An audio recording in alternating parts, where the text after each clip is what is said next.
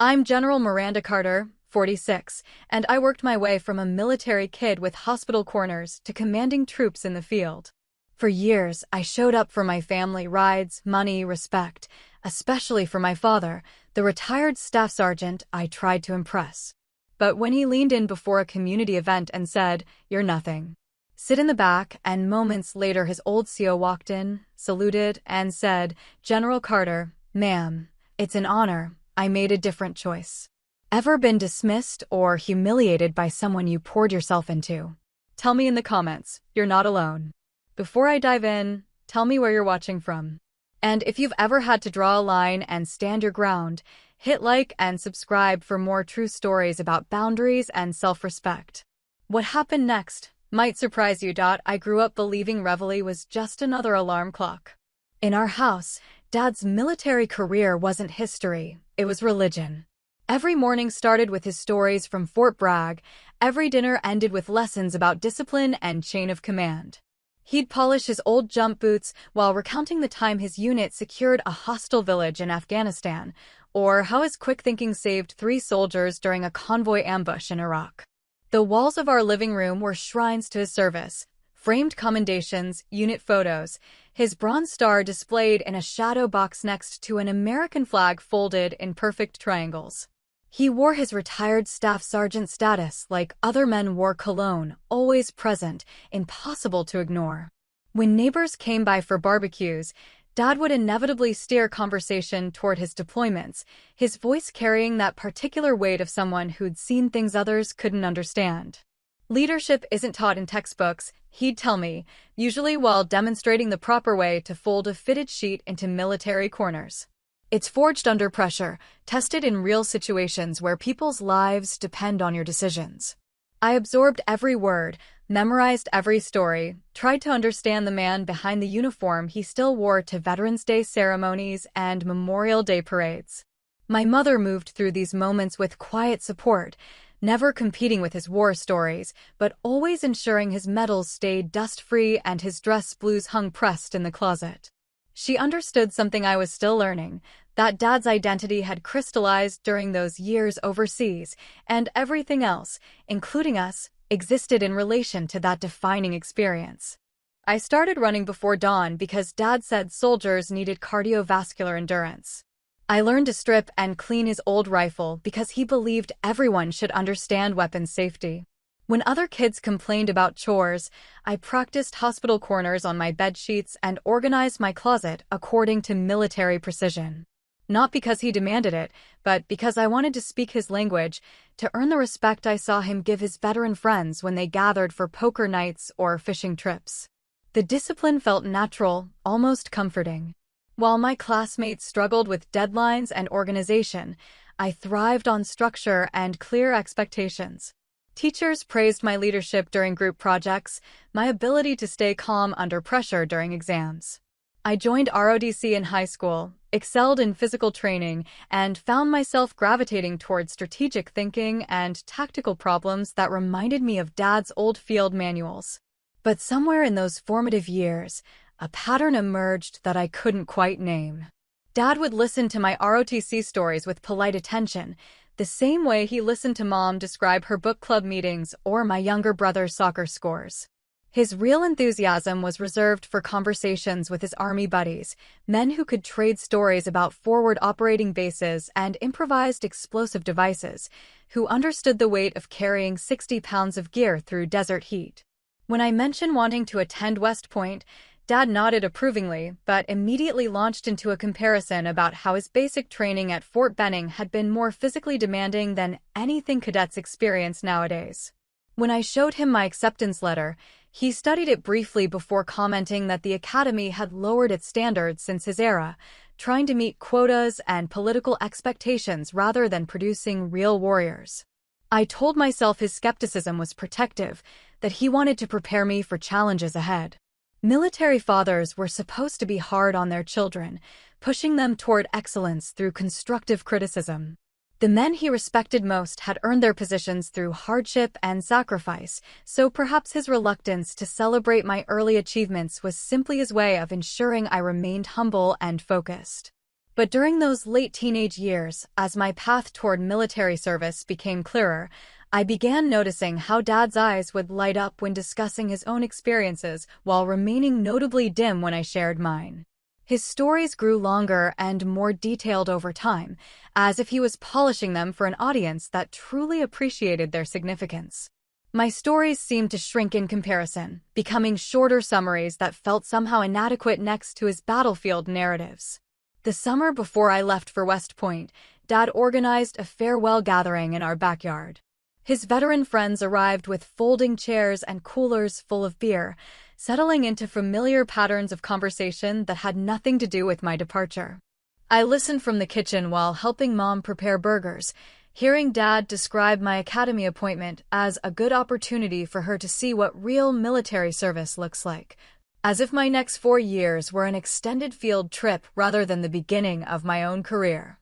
Later that evening, after the guests had gone home and we were cleaning up paper plates and empty bottles, Dad placed his hand on my shoulder with uncharacteristic gentleness. "The academy will challenge you in ways you can't imagine," he said quietly.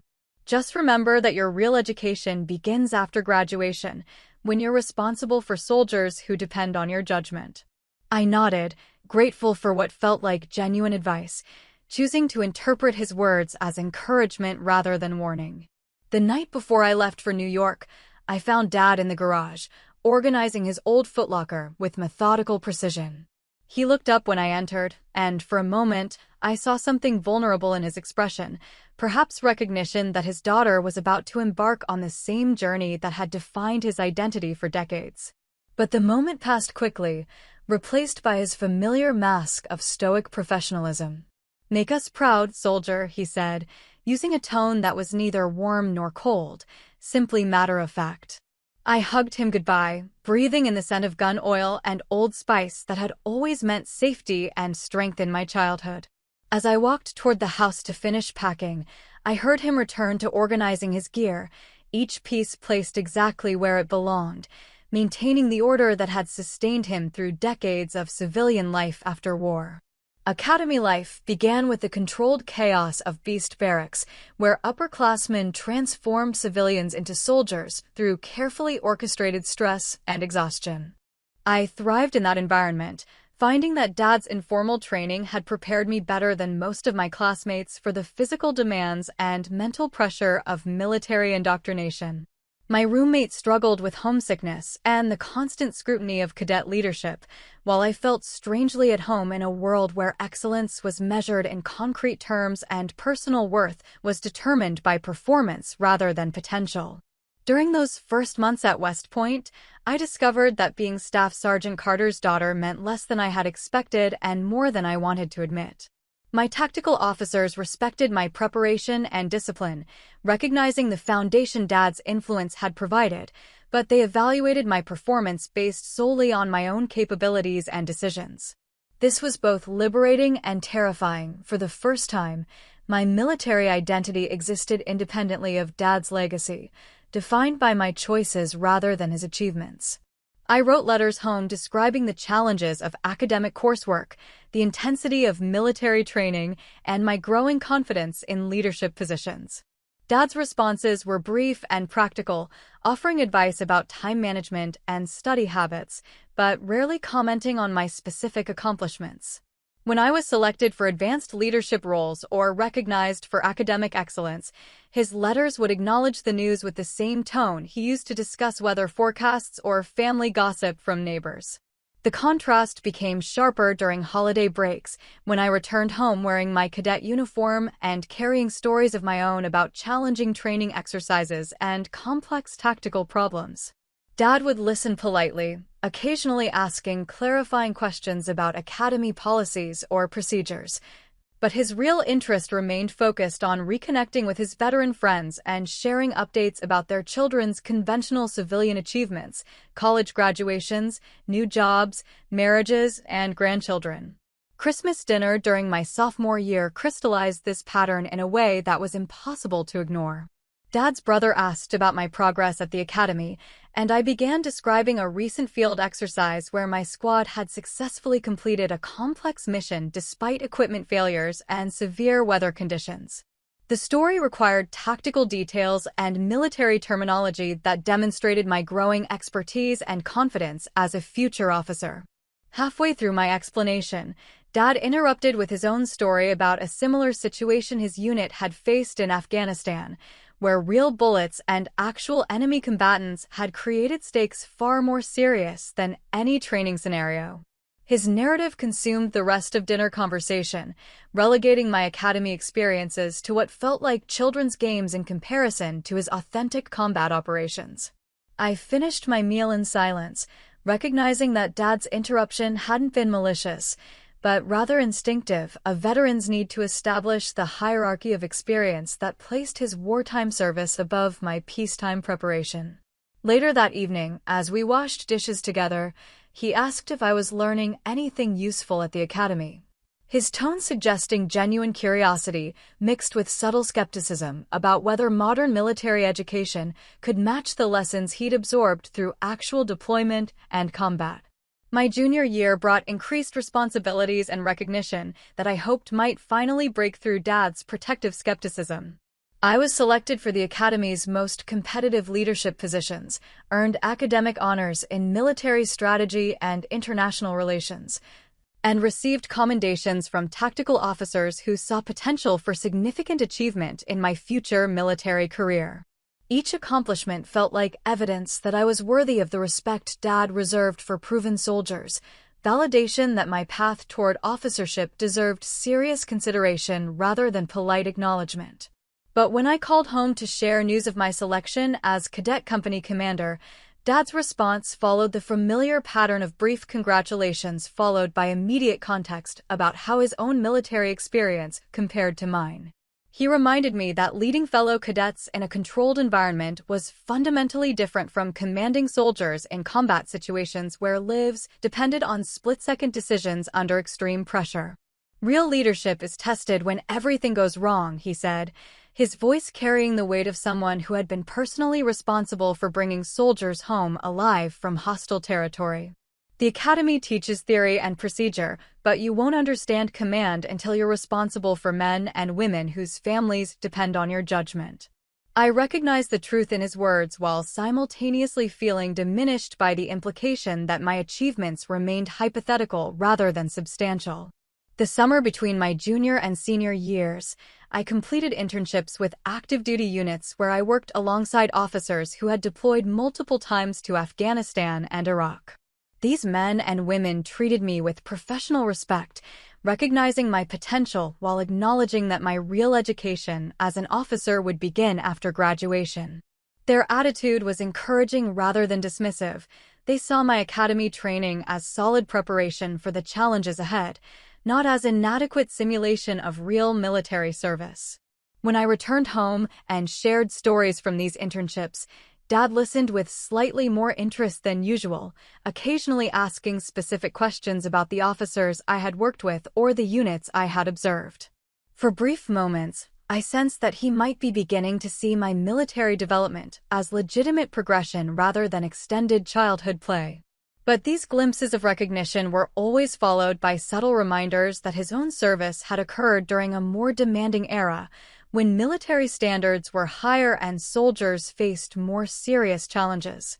By my senior year at West Point, I had learned to moderate my expectations for Dad's approval while continuing to excel in my military development. My classmates elected me to leadership positions, my tactical officers recommended me for prestigious assignments after graduation, and visiting generals spoke favorably about my potential for advancement in the modern army. This recognition felt substantial and meaningful, even without Dad's enthusiastic endorsement. The week before graduation, Dad attended a briefing for families of soon-to-be commissioned officers. The presenter, a colonel who had commanded multiple combat units, described the caliber of leadership the Academy was producing and the critical roles these new officers would play in maintaining America's military readiness. After the presentation, Dad approached the colonel to introduce himself as a veteran and father of a graduating cadet. I watched from across the room as they spoke, noting Dad's respectful but familiar tone with someone he recognized as a peer in military experience. The colonel responded with equal respect, acknowledging Dad's service before commenting specifically about my performance and potential.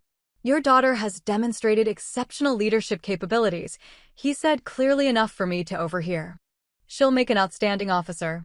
Dad nodded appreciatively, accepting this professional assessment with more enthusiasm than he had shown for any of my previous achievements. Later that evening, as we walked around the academy grounds, Dad seemed more relaxed than I had seen him in years. He asked detailed questions about my post-graduation assignments and expressed genuine interest in my long-term career goals. For the first time, his questions felt motivated by curiosity about my future rather than skepticism about my preparation. The conversation lasted nearly 2 hours, longer than any military-focused discussion we had shared since my appointment to West Point 4 years earlier. Graduation day arrived with the ceremony and tradition befitting an institution that had produced generals and presidents. As I crossed the stage to receive my diploma and accept my commission as a second lieutenant, I saw Dad in the audience, standing at attention during the playing of the national anthem. His expression was serious and proud, acknowledging not just my individual achievement, but my entry into the profession that had defined his own identity and purpose. During the reception afterward, Dad introduced me to other veteran families as my daughter, the new Army officer, using a tone that conveyed respect rather than qualification. He seemed genuinely proud, though I recognized that his pride was still somewhat conditional, based more on my potential to become the kind of officer he respected than on appreciation for what I had already accomplished during my academy years. That evening, as we prepared to leave West Point forever, Dad handed me a small wrapped package. Inside was his Bronze Star Medal, the decoration he had earned for valor during combat operations in Iraq. "Every good officer needs to understand the weight of leadership," he said quietly. "This medal represents soldiers who came home because their leader made the right decisions under pressure. Someday, you'll face similar moments. Remember that command is a responsibility, not a privilege." I accepted the medal with appropriate solemnity, understanding that this gift represented Dad's most significant gesture of confidence in my military potential. But even as I appreciated the symbolism, I recognized that his respect remained contingent on future performance rather than current achievement. He was investing in the officer I might become, not celebrating the officer I had already proven myself to be. The months following graduation brought the intense training and increasing responsibilities of junior officer development. I excelled in my initial assignments, earning early recognition from commanders who appreciated my combination of academy preparation and natural leadership instincts. My soldiers responded well to my command style, which balanced Dad's emphasis on discipline with my own focus on professional development and mutual respect. When I called home to share news of early promotions and positive performance evaluations, Dad listened with interest, but continued to place my achievements in context of his own military experience. He would acknowledge my successes while immediately comparing them to similar milestones in his own career, always finding ways to suggest that his generation had faced more demanding standards or more challenging circumstances. This pattern persisted through my first deployment, where I led soldiers in actual combat operations that matched the seriousness Dad had always claimed was missing from my military experience.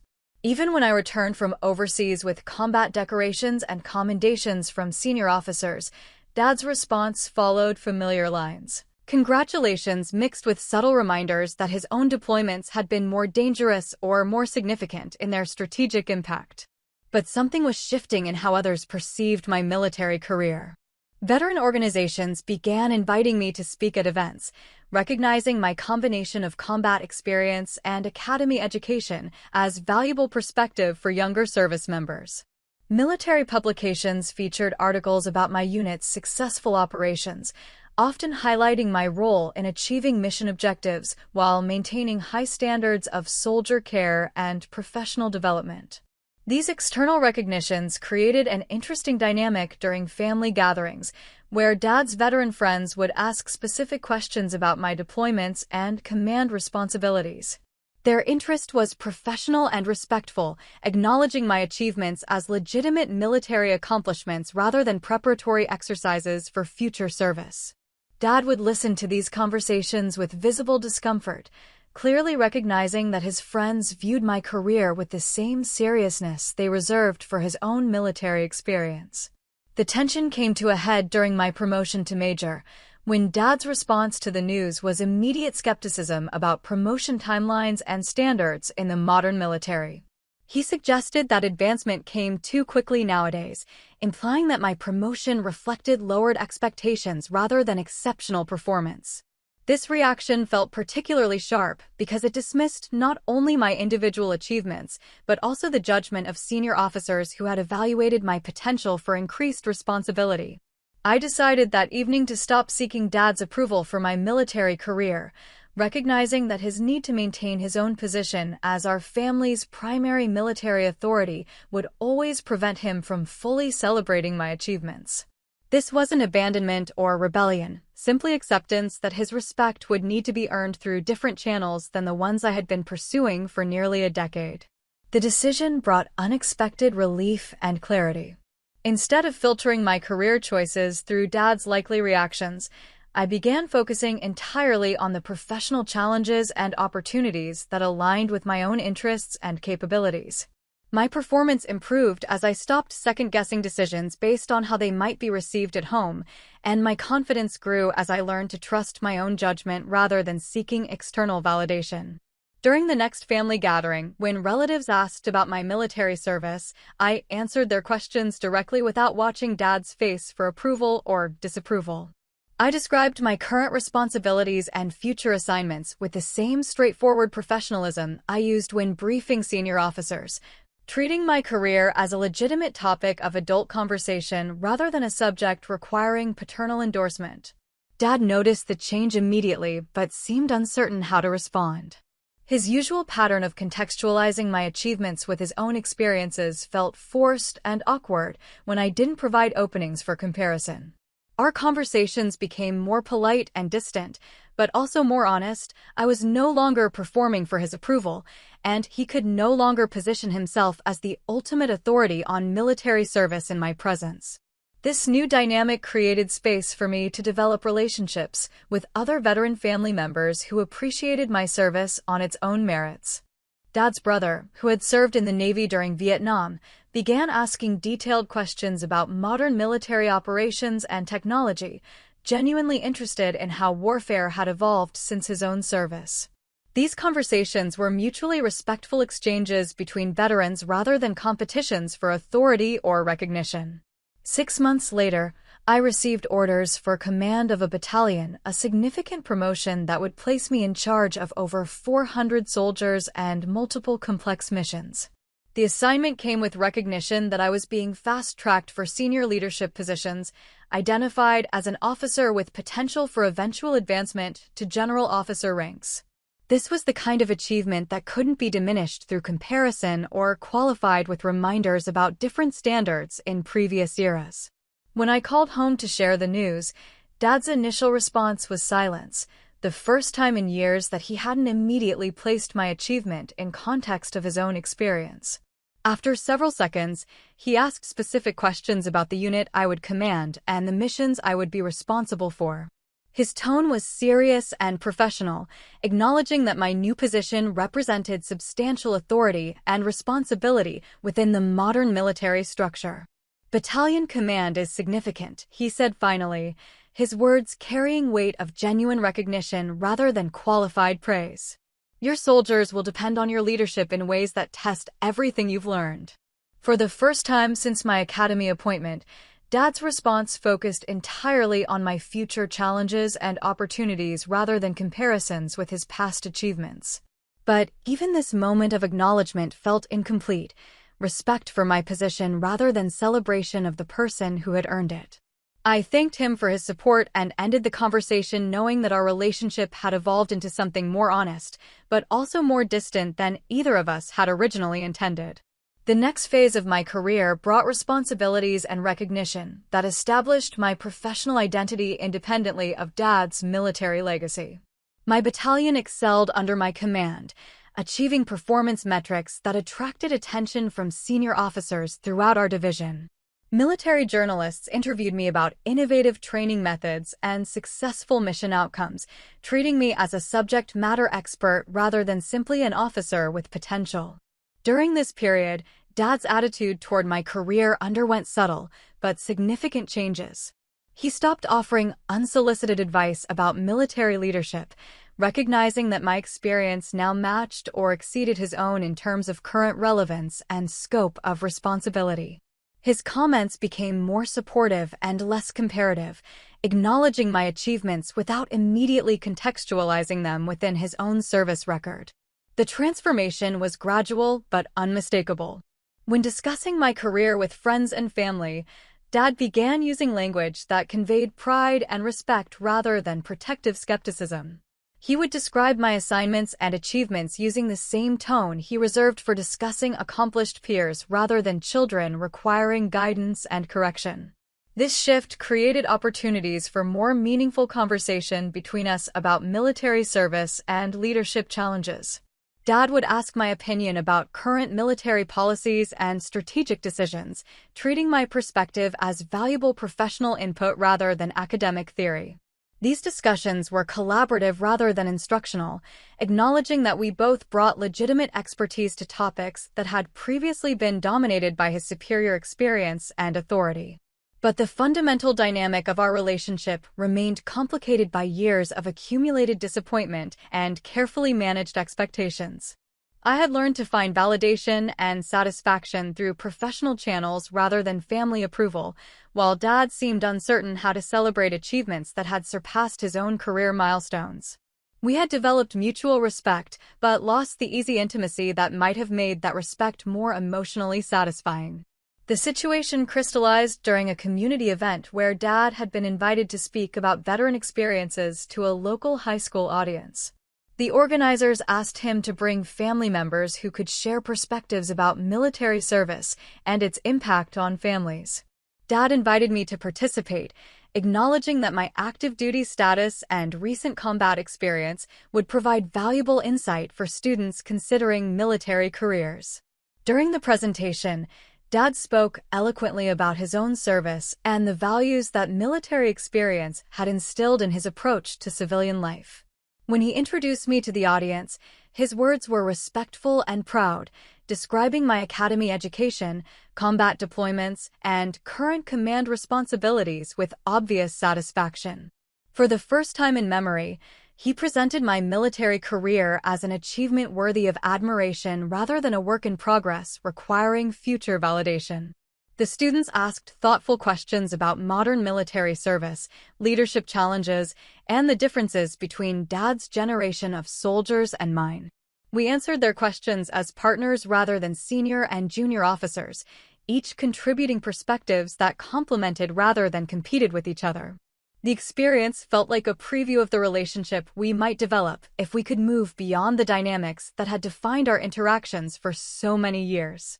After the presentation, Dad suggested we continue our conversation over dinner at a restaurant near the school. During the meal, he asked detailed questions about my current command responsibilities and future career goals, displaying genuine interest in my professional development for the first time since my academy appointment. His questions were specific and informed, demonstrating that he had been following my career more closely than his previous responses had indicated. "I may not have always shown it appropriately," he said as we finished eating, "but I've always been proud of your service. Watching you develop into the kind of officer I wished I could have been has been one of the most significant experiences of my life as a father." His words were measured and sincere, acknowledging both his previous failures and his current recognition of my achievements. I appreciated his honesty while recognizing that this conversation represented progress rather than resolution. Years of seeking validation that had been withheld couldn't be immediately healed through a single evening of recognition and respect. But Dad's acknowledgement felt like the beginning of a more honest relationship, one based on mutual recognition rather than competition for authority or approval. The following months brought opportunities to build on this foundation through shared professional interests and complementary perspectives on military service. Dad began asking my opinion about veteran affairs issues and current military policies, treating my insights as valuable contributions to topics we both cared about deeply. These conversations were collaborative and respectful, acknowledging that we brought different but equally legitimate expertise to subjects that had previously been sources of tension between us. My promotion to lieutenant colonel arrived 6 months ahead of the normal timeline, accompanied by selection for assignment to the Pentagon in a position that would place me among the most influential officers of my generation. The promotion came with recognition that I was being considered for eventual advancement to general officer ranks, a level of achievement that would definitively establish my military career as substantial and significant rather than merely promising. When I called to share this news, Dad's response was immediate and unqualified congratulations. He asked specific questions about my new responsibilities and the strategic importance of my assignment, treating the promotion as recognition of exceptional achievement rather than simply the next logical step in a typical career progression. His enthusiasm was genuine and complete, unmarred by the comparative context that had characterized his previous responses to my professional milestones. "This is the kind of assignment that shapes military policy," he said with obvious pride. "Your influence will extend far beyond your immediate command to affect how the entire Army approaches its mission."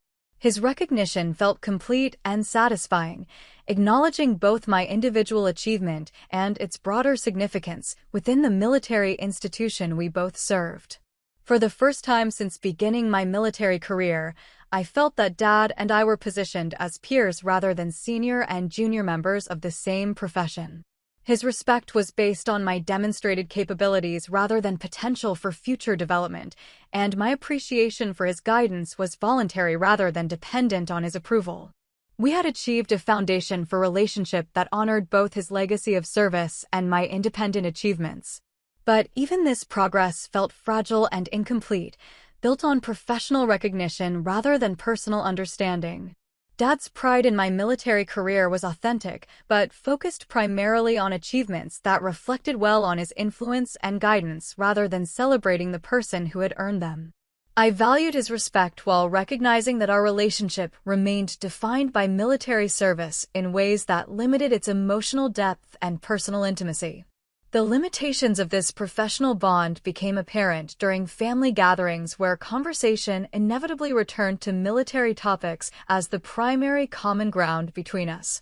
Other family members would listen politely as Dad and I discussed strategic policies and leadership challenges, but these conversations excluded rather than included the people we both cared about most.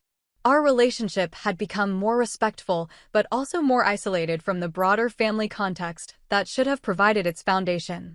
I began to recognize that healing the deeper wounds in our relationship would require addressing the personal rather than professional dimensions of Dad's previous dismissal and my accumulated disappointment. Military achievement could earn his respect, but it couldn't restore the trust and intimacy that had been damaged by years of seeking validation that had been consistently withheld. We needed to acknowledge the emotional cost of our previous dynamic rather than simply celebrating its professional resolution. The opportunity for this deeper conversation came during a family crisis that required both of us to set aside our military identities and focus on personal relationships and family obligations. Dad's handling of the situation demonstrated the leadership qualities and personal strength that had originally inspired my respect for him, while my response showed the maturity and judgment that his guidance had helped develop. Working together on family rather than military challenges allowed us to recognize each other as complete people rather than simply professional colleagues. During a quiet moment in the middle of this crisis, Dad acknowledged that his previous responses to my military career had been influenced by his own insecurity about remaining relevant as a veteran in an era when his experience was becoming increasingly dated. He had used comparative context and skeptical responses to maintain his position as the family's military authority, not recognizing how this dynamic had undermined my confidence and damaged our relationship. "I was protecting something that didn't need protection," he admitted. "Your success never diminished my service, but I acted as if it did.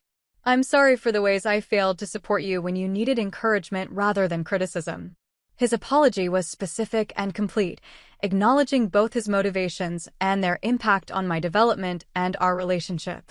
I accepted his apology while sharing my own perspective on how his responses had affected my approach to military service and family relationships.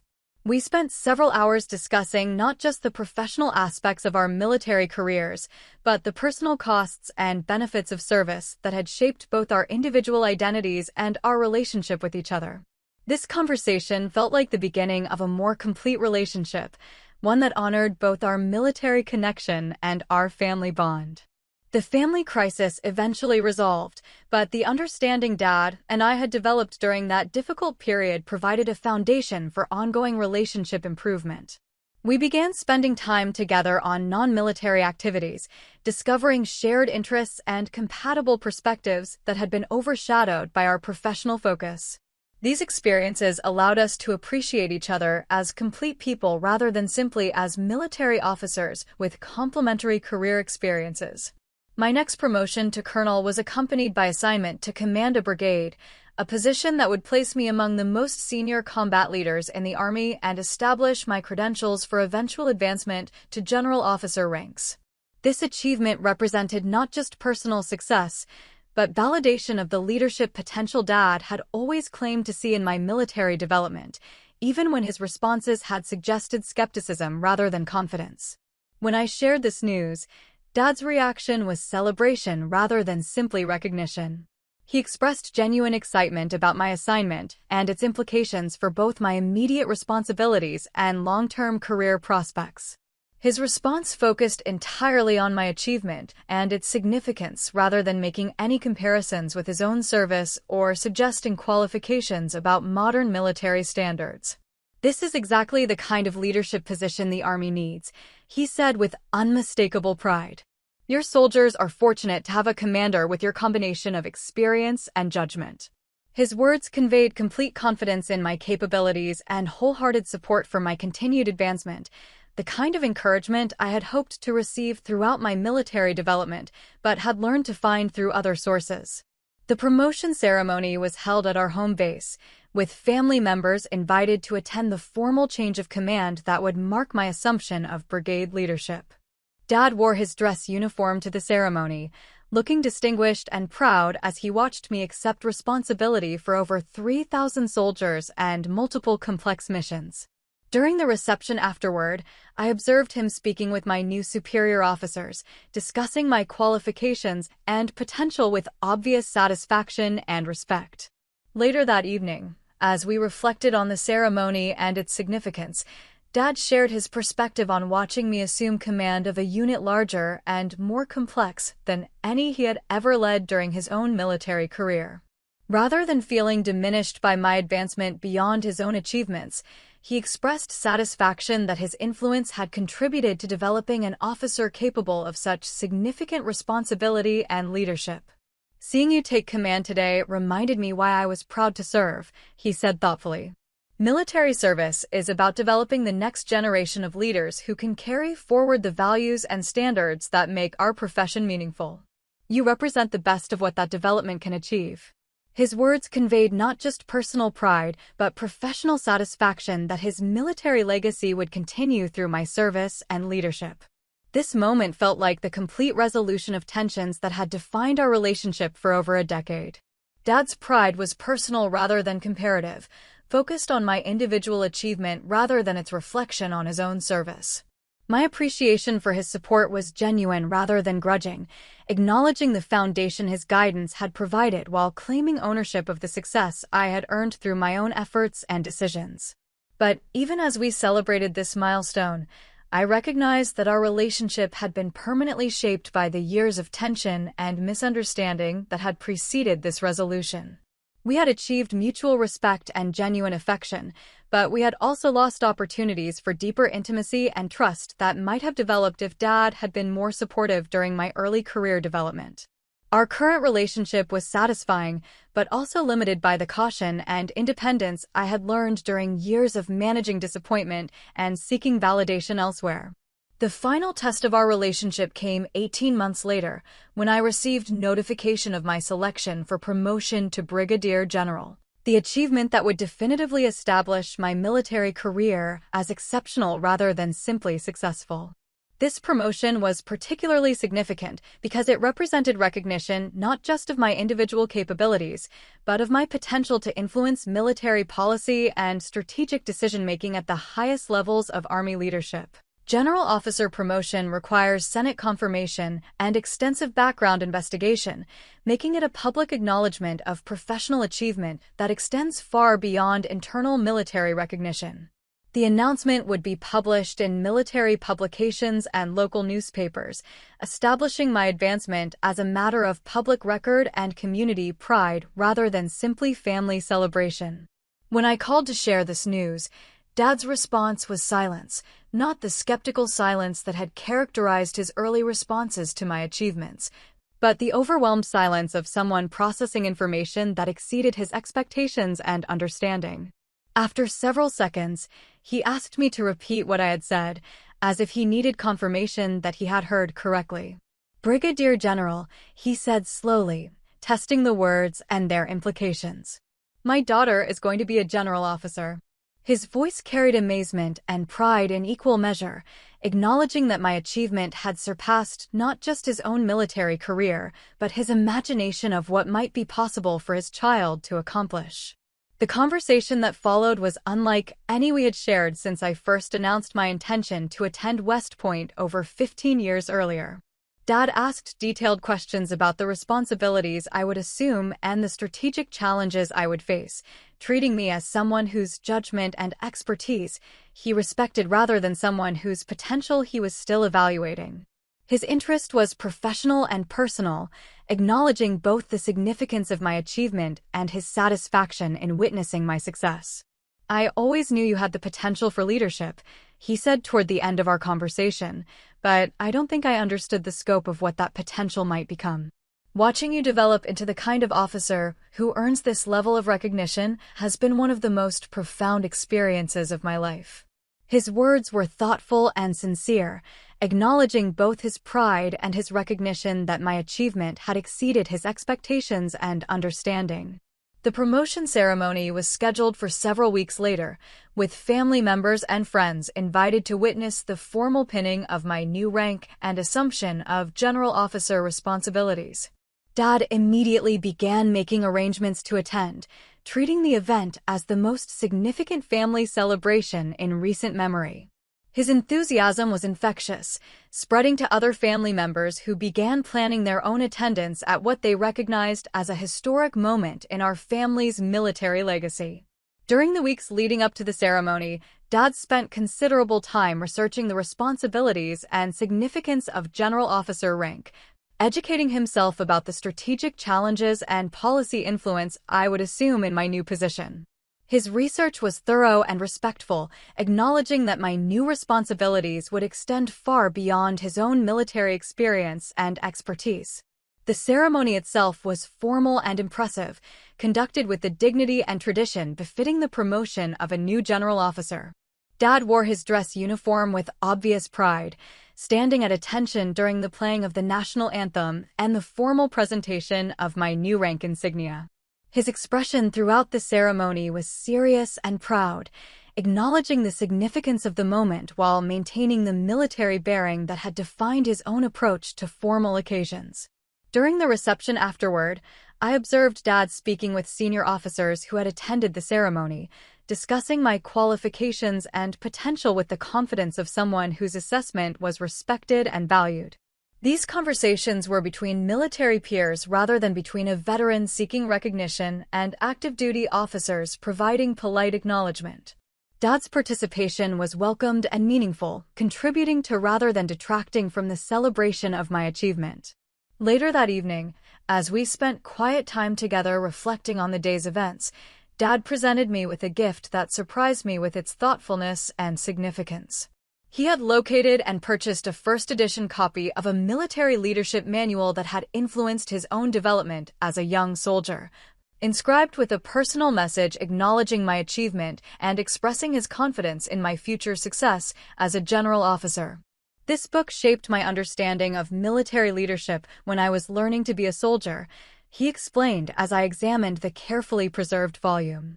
"I hope it provides some useful perspective as you assume responsibilities that go far beyond anything I ever experienced.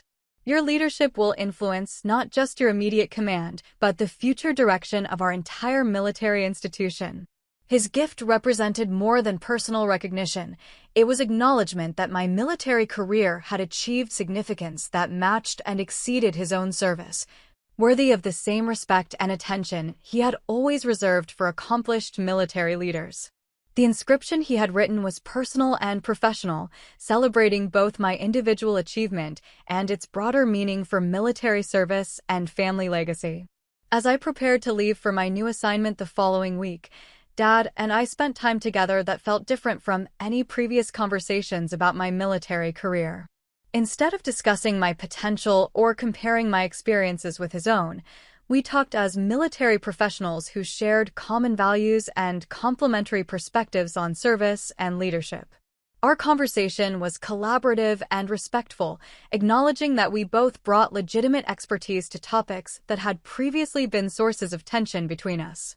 The night before my departure, Dad asked if we could spend some private time together to discuss not just my new responsibilities, but our relationship and its evolution over the years since I first announced my intention to pursue military service. His request was serious and thoughtful, indicating that he recognized the significance of this transition not just for my career, but for our ongoing relationship as father and daughter. During this conversation, Dad acknowledged the ways his responses to my military development had been shaped by his own insecurity and need to maintain his position as our family's primary military authority.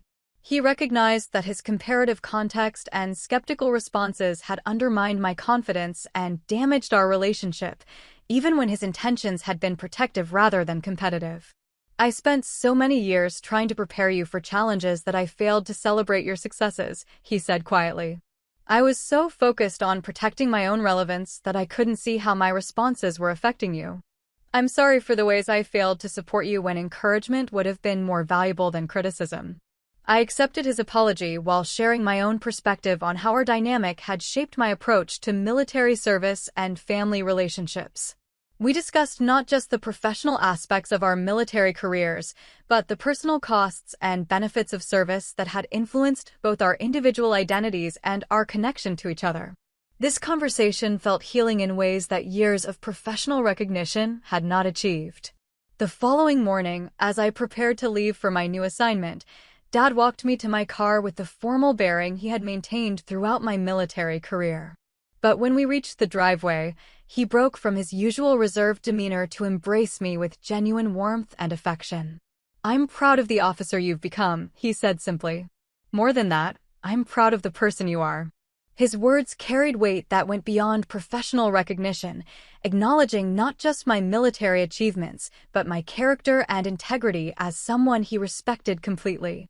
This felt like the validation I had sought throughout my career, offered freely rather than earned through accumulated accomplishments. Our relationship had evolved from competition to collaboration to genuine mutual respect and affection. 3 months into my new assignment, Dad called with news that surprised me with its significance for our ongoing relationship. The local Veterans of Foreign Wars chapter had asked him to organize a ceremony honoring military families, specifically recognizing the contributions and sacrifices of family members who supported active duty service members throughout their careers. "I'd like you to be the keynote speaker," he said, his request carrying obvious pride and respect. "Your perspective as someone who grew up in a military family and then chose military service yourself would be valuable for families trying to understand how to support their service members effectively." I accepted his invitation, recognizing the opportunity to contribute to a community that had shaped both our lives and to share insights that might help other military families navigate the challenges we had experienced. The speaking engagement felt like collaboration rather than performance, acknowledging that both Dad and I had legitimate perspectives to offer on military service and family relationships. The ceremony was held at the local American Legion post, with several hundred attendees representing multiple generations of military families from our community. Dad introduced me to the audience with obvious pride, describing my military career and achievements without qualification or comparison. His introduction focused entirely on my accomplishments and their significance rather than placing them in context of his own service. During my presentation, I spoke honestly about the challenges military families face when balancing professional demands with personal relationships, drawing on both my experience as a military child and my perspective as an active duty officer. I acknowledged the difficulties Dad and I had navigated while emphasizing the strength and resilience that military families develop through shared commitment to service and sacrifice. The audience responded positively to my message, asking thoughtful questions about maintaining family connections during deployments and supporting military children who choose to pursue their own service careers. Dad participated in the question and answer session as an equal partner, contributing insights from his experience while acknowledging my expertise on topics related to modern military service and contemporary leadership challenges. After the ceremony, several attendees approached us to continue conversations about military family dynamics and the unique challenges faced by multi-generational military families. These discussions were collaborative rather than hierarchical, with Dad and I contributing complementary perspectives that enhanced rather than competed with each other's insights. The drive home that evening provided opportunity for reflection on how far our relationship had progressed since the early years of my military career. Dad expressed satisfaction with the ceremony and appreciation for my willingness to participate in community events that honored military service and family sacrifice. His gratitude was personal and professional, acknowledging both my contribution to the community and my role in representing our family's military legacy. "Tonight reminded me why I've always been proud of your service," he said as we pulled into our driveway. "Not just because of what you've achieved professionally, but because of how you've used your experience to help other people understand the value and meaning of military service." His words conveyed complete acceptance and respect, focusing on my character rather than my accomplishments. This moment felt like the final resolution of tensions that had defined our relationship for so many years. Dad's pride was unconditional rather than comparative, celebrating my contributions without reference to his own achievements or limitations. My appreciation for his support was genuine rather than grudging, acknowledging the foundation his guidance had provided while maintaining ownership of the success I had earned through independent effort and decision-making. 6 months later, the culmination of our transformed relationship occurred during a community event that neither of us had anticipated or planned. The local Chamber of Commerce had organized a reception honoring distinguished community members, with Dad invited as a respected veteran and business leader who had contributed significantly to local civic organizations and charitable activities. I was visiting home during a brief leave from my Pentagon assignment when Dad asked if I would accompany him to the reception. His invitation was casual rather than formal, treating my attendance as family support rather than professional obligation. I agreed to attend, looking forward to a social event that would allow us to spend relaxed time together without the intensity that had often characterized our previous interactions. The reception was held at the community center, with approximately 200 attendees representing local business leaders, civic organizations, and veteran groups. Dad moved through the crowd with comfortable familiarity, greeting friends and acquaintances while introducing me as his daughter rather than emphasizing my military rank or position. This subtle change felt significant, acknowledging our family relationship as primary rather than our shared professional connection. During the evening's program, the Chamber President recognized several community members for their contributions to local organizations and charitable causes. Dad was acknowledged for his work with veteran services and youth mentorship programs, receiving applause that reflected genuine respect and appreciation from people whose lives he had influenced through decades of quiet service. As the formal program concluded and attendees returned to social conversation, I noticed an elderly gentleman in a military dress uniform approaching our table with purposeful determination. His bearing and decorations indicated senior military rank, though I didn't immediately recognize him or understand his interest in our conversation. "Excuse me," he said, addressing Dad with formal military courtesy. Are you Staff Sergeant Carter, formerly of the 82nd Airborne Division? Dad confirmed his identity, clearly surprised to encounter someone from his military past at a local community event. The gentleman smiled with obvious satisfaction before turning his attention to me. And you must be his daughter, he continued, his tone becoming more formal as he studied my civilian attire with professional assessment. I've been following your career with great interest, General Carter. His use of my rank created immediate attention from nearby attendees, who turned toward our conversation with obvious curiosity about the military discussion taking place in their midst. I confirmed my identity while trying to understand how this gentleman knew about my military service and why he had sought us out at a civilian community event. His next words provided context that transformed not just our conversation, but the entire evening's significance for Dad and me. I'm Colonel Jefferson, retired. I had the privilege of serving as your father's commanding officer during his deployment to Iraq in 2004. He turned back toward Dad with obvious respect and satisfaction. Staff Sergeant Carter was one of the finest soldiers I commanded during 30 years of active duty service. His leadership and judgment saved lives during some of our most challenging operations. Dad's expression reflected surprise and appreciation at this unexpected recognition from a former commander he obviously respected. Colonel Jefferson continued his comments with specific details about Dad's performance and contributions that demonstrated genuine knowledge and sincere appreciation for his service and character. But tonight, I'm not here to discuss the past, Colonel Jefferson said, returning his attention to me. I'm here because I wanted the opportunity to meet the general officer who has earned recognition as one of the most promising strategic leaders in the current Army. Your reputation for innovation and excellence has reached even retired officers who maintain interest in military development. His words carried professional weight that elevated our casual social evening into something more significant and meaningful. Other attendees began gathering closer to our conversation, recognizing that they were witnessing a moment of military recognition that transcended typical community social interactions. General Carter, Colonel Jefferson continued, his voice carrying formal military authority that commanded attention throughout the reception area. It would be my honor to render the appropriate recognition for your achievement and service. He stepped back slightly and came to attention with the precise bearing that reflected decades of military discipline and tradition. The room fell silent as Colonel Jefferson rendered a perfect military salute, his voice clear and strong as he announced, General Carter, ma'am, it's an honor to meet you. Your service and leadership represent the finest traditions of military excellence. Every person in the room turned toward our table, witnessing this moment of formal military recognition in a setting none of us had anticipated.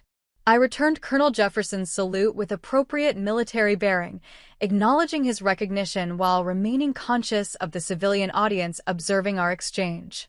The moment felt surreal, receiving formal military honors at a community social event while Dad watched from beside me, seeing his daughter recognized with the respect reserved for senior military leaders.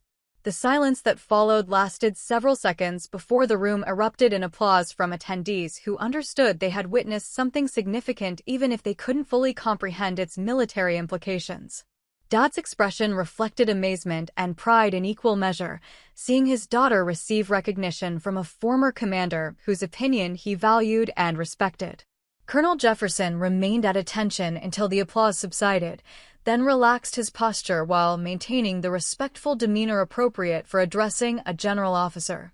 Your father should be extraordinarily proud, he said, speaking loudly enough for nearby attendees to hear clearly. His influence obviously contributed to developing the kind of leader our military needs at the highest levels of command. Dad's jaw had dropped during Colonel Jefferson's formal recognition, his expression reflecting complete surprise at witnessing his daughter receive military honors that exceeded anything he had experienced during his own career.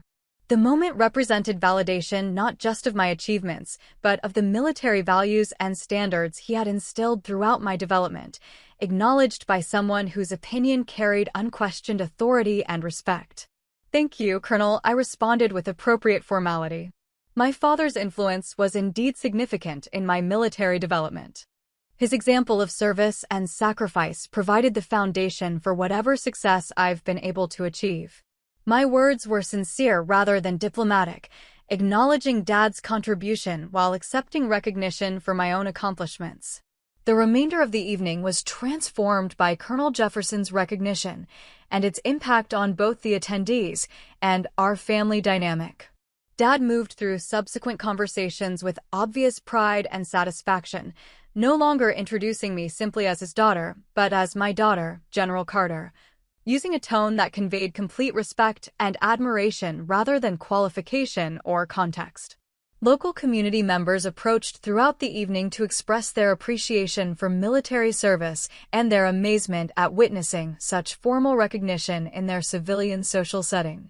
These conversations were respectful and genuine, treating both Dad and me as honored guests whose military experience had added significance to their community event. The drive home provided opportunity for Dad and me to process what had occurred and its significance for our relationship and individual perspectives. Dad expressed amazement at Colonel Jefferson's recognition and gratitude for the validation it provided regarding his own military service and influence on my development. "I never imagined anything like that would happen," he said thoughtfully. "Seeing you receive that kind of recognition from Colonel Jefferson made me understand for the first time the full scope of what your military career has become." His words reflected genuine, or rather than competitive comparison, acknowledging my achievement as something that exceeded his expectations and understanding. I shared my own perspective on the evening's significance, emphasizing how meaningful it had been to receive recognition in Dad's presence and to have Colonel Jefferson acknowledge the foundation Dad's guidance had provided for my military development. This felt like the completion of a journey that had begun with my childhood absorption of his military values and evolved through years of tension and misunderstanding to arrive at mutual respect and genuine pride. "Tonight felt like vindication for both of us," I said as we pulled into our driveway. "Your influence was acknowledged by someone whose opinion carries real weight, and my achievement was recognized in a way that honored rather than diminished your own service." Dad nodded in agreement, clearly moved by the evening's events and their implications for our ongoing relationship.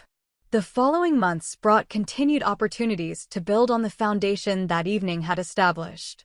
Dad began sharing stories about my military career with the same pride and enthusiasm he had always reserved for his own service experiences. His conversations with veteran friends now included updates about my assignments and achievements, treating my career as a source of family pride rather than potential competition with his own legacy. I made efforts to include Dad in professional activities where his experience and perspective would be valued and appropriate. Military ceremonies and community events provided opportunities for us to represent our family's multi-generational military service, acknowledging both his foundational influence and my contemporary contributions to ongoing military excellence. Our relationship evolved into something neither of us had originally envisioned, but both of us valued deeply. The tension and competition that had characterized our early interactions had been replaced by mutual respect and genuine affection based on shared values and complementary experiences. Dad's pride in my achievements was complete and unconditional, while my appreciation for his influence was voluntary rather than grudging. The final validation of our transformed relationship came during my promotion to Major General 2 years later, when Dad was invited to participate in the pinning ceremony that would mark my advancement to the senior ranks of military leadership. His presence at this milestone felt appropriate rather than obligatory, acknowledging his role in my development while celebrating my independent achievement. As he helped pin my new rank insignia during the formal ceremony, Dad's expression reflected complete satisfaction and pride. His participation was meaningful rather than symbolic, acknowledging that his influence had contributed to developing an officer worthy of such recognition and responsibility. The moment felt like the culmination of our journey from competition to collaboration to genuine mutual respect and affection. Later that evening, during the private family celebration that followed the formal ceremony, Dad raised a toast that surprised me with its eloquence and emotional depth. "To my daughter, whose service and leadership have exceeded every expectation and brought honor to our family's military legacy," he said, his voice carrying genuine pride and satisfaction. And to the recognition that true leadership creates more leaders rather than diminishing others. His words acknowledged not just my individual achievement, but the evolution of our relationship and his understanding of how genuine support and recognition could enhance rather than threaten his own legacy and identity. We had learned to celebrate each other's accomplishments rather than competing for recognition or authority, creating space for both of us to take pride in military service that honored shared values while acknowledging individual contributions. As I reflected on our journey that evening, I recognized that Dad and I had achieved something rare and valuable, a relationship based on mutual respect and genuine affection that honored both our shared military connection and our individual identities. The path had been complicated and sometimes painful, but it had ultimately led us to understanding and appreciation that felt authentic and sustainable. The transformation was complete. Dad's dismissive words from years earlier, "You're nothing. Just sit in the back," had been replaced by genuine recognition and unconditional support. My own journey from seeking his approval to finding independent validation had evolved into voluntary appreciation for his influence and genuine enjoyment of his pride in my achievements. We had learned that true respect cannot be demanded or withheld based on comparison or competition. Instead, it must be earned through individual achievement and offered through recognition of others' accomplishments and potential. Our relationship now reflected these principles, creating space for both of us to take satisfaction in military service that honored our shared values while celebrating our individual contributions to something larger than ourselves. The evening concluded with quiet conversation between us about future challenges and opportunities, discussing my new responsibilities and his ongoing community involvement with the collaborative respect that had replaced our previous competitive dynamic. We were no longer father and daughter seeking validation from each other, but military professionals who shared common values and complementary perspectives on service and leadership. This felt like the resolution I had sought throughout my military career, not triumph over Dad's previous dismissal, but transformation of our relationship into something based on mutual recognition and genuine affection. We had both grown through the process, learning to appreciate each other's contributions while maintaining our individual identities and accomplishments. As I prepared to assume my new responsibilities as a Major General, I carried with me not just the professional preparation my military career had provided, but the personal satisfaction of having achieved authentic relationship with the man whose influence had shaped my understanding of service and leadership. Dad's recognition was complete and unconditional, while my appreciation for his guidance was voluntary rather than dependent on his approval. The journey from "You're nothing" to "General Carter, ma'am" had been long and sometimes difficult, but it had ultimately led us to understanding and respect that felt genuine and lasting.